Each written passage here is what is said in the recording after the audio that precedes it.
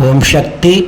ராணிப்பேட்டை மாவட்டம் சூறை பஜனை கோவில் தெருவை சார்ந்த வள்ளி டில்லிபாபு தம்பதிகள் திருமணமாகி 5 ஆண்டுகள் குழந்தை பேர் இல்லாமல் நம்ம சேலத்து மகமாயை தேடி வந்து அமாவாசை அன்று கும்பப்படையல் பிரசாதம் வாங்கி சாப்பிட்ட அதே மாதமே அம்மா மனமிறங்கி கருவை தக்க வச்சு அழகான ஆண் குழந்தையை ஈண்டெடுத்து அம்மனுக்கு தேங்காய் பழம் பூமாலை வட்டு வஸ்திர வேண்டுதல் கடனாக செலுத்திட்டு எடைக்கெட துலாபாரத்தில் காணிக்கையும் வழங்கிட்டு உங்க முன்னாடி சாட்சியாக நின்றுட்டு இருக்காங்க.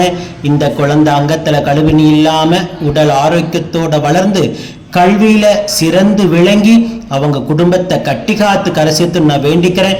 இந்த வீடியோ பார்க்கின்ற பக்த கோடி பெருமக்களாகி நீங்களும் வேண்டிக்கங்க.